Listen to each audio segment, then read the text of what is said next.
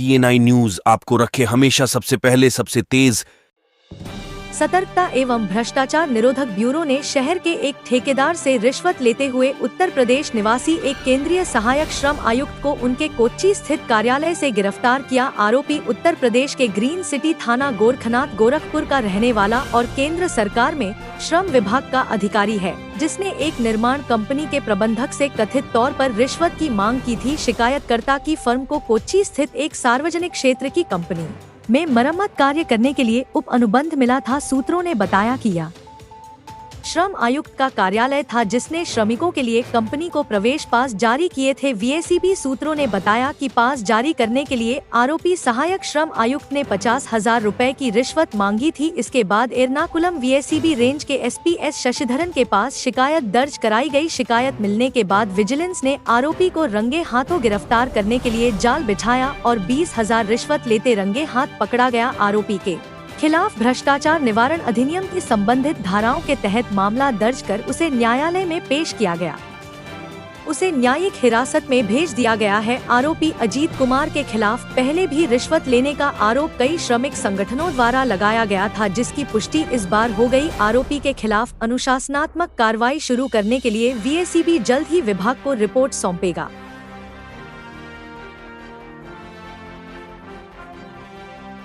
साल के पहले दिन बिजली कर्मचारियों इलेक्ट्रिसिटी एम्प्लॉइज ने बिजली के निजीकरण के विरोध प्रोटेस्ट में लखनऊ समेत पूरे उत्तर प्रदेश में काली पट्टी बांधकर काला दिवस मनाया। बिजली कर्मचारियों ने भोजनावकाश में मानव श्रृंखला बनाकर निजीकरण के विरोध में अपनी एकजुटता का परिचय दिया। 5 जनवरी को प्रयागराज में बिजली पंचायत आयोजित की गई है। बिजली कर्मचारियों ने पावर कारपोरेशन प्रबंधन और पूर्वांचल विद्युत वितरण निगम के प्रबंध निदेशक एवं पश्चिमांचल विद्युत वितरण निगम के प्रबंध निदेशक का सामाजिक बहिष्कार किया और कोई भी बिजली कर्मी इन्हें नव वर्ष की बधाई देने नहीं गया। पूर्वांचल विद्युत वितरण निगम और दक्षिणांचल विद्युत वितरण निगम के निजीकरण के निर्णय के विरोध में समस्त ऊर्जा निगमों के तमाम बिजली कर्मचारियों, संविदा कर्मियों और अभियंताओं ने आज काला दिवस मनाया। इस दौरान बिजली कर्मचारियों ने काली पट्टी बांधकर दिन भर काम किया।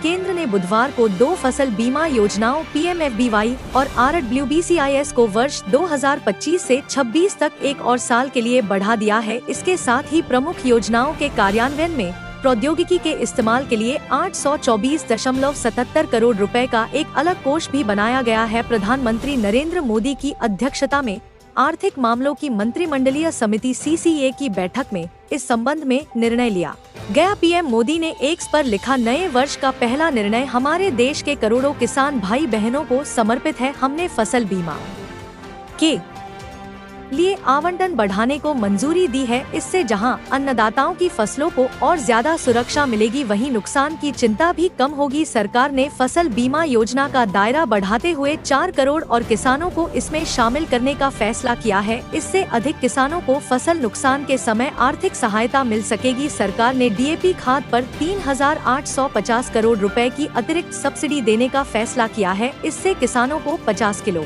का DAP बैग 1,350 रुपए में मिलता रहेगा। अंतर्राष्ट्रीय बाजार में DAP की कीमतों में वृद्धि के बावजूद सरकार ने यह फैसला किसानों को राहत देने के लिए किया है।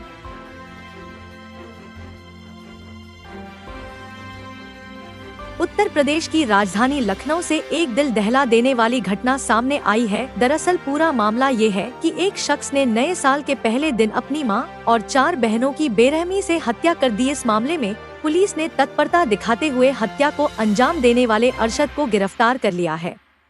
अरशद अपने माता पिता और 4 बहनों को लखनऊ घुमाने के लिए लेकर आया था। ये सभी मूल रूप से आगरा के रहने वाले हैं। हालांकि अरशद के पिता का पता नहीं चल पाया है। अरशद ने पुलिस को बताया कि हत्या की घटना के वक्त उसके पिता भी वहीं थे, जो आत्महत्या करने की बात कहकर होटल से चले गए थे। फिलहाल पुलिस पिता की तलाश कर रही है। आरोपी अरशद ने शुरुआती पूछताछ में अपनी 4 बहनों और मां की हत्या की बात कबूल की और बताया कि मोहल्ले के लोग उसके परिवार को परेशान कर रहे थे। उसे डर था कि अगर उसे कुछ हो गया तो उसकी मां और बहन का क्या होगा, इसलिए उसने उनकी हत्या करने का फैसला किया। बताया जा रहा है कि अरशद पहले परिवार को अजमेर ले गया और फिर लखनऊ लाकर सभी को एक होटल में ठहराया रात में उसने सभी को शराब पिलाई और कुछ के मुंह में कपड़ा ठूंस दिया और दुपट्टे से गला घोंट दिया और कुछ की कलाई ब्लेड से काट दी। इस संबंध में एक वीडियो भी वायरल हो रहा है जो लोगों में चर्चा का विषय बना हुआ है। उत्तर प्रदेश के मुख्यमंत्री योगी आदित्यनाथ ने सड़क सुरक्षा को लेकर कड़े निर्देश दिए हैं।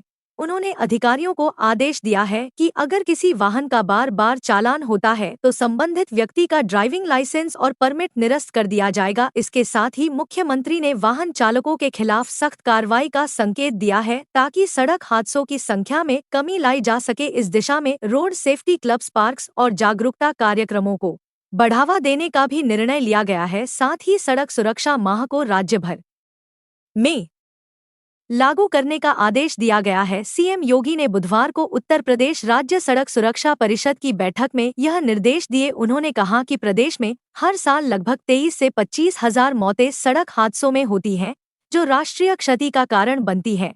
उन्होंने अधिकारियों से यह सुनिश्चित करने के लिए कहा कि सड़क सुरक्षा जागरूकता कार्यक्रम केवल लखनऊ तक सीमित न रहें बल्कि सभी 75 जिलों में इसे लागू किया जाए। मुख्यमंत्री ने खास तौर पर नाबालिगों द्वारा ई रिक्शा चलाने पर सख्त रोक लगाने के निर्देश दिए हैं।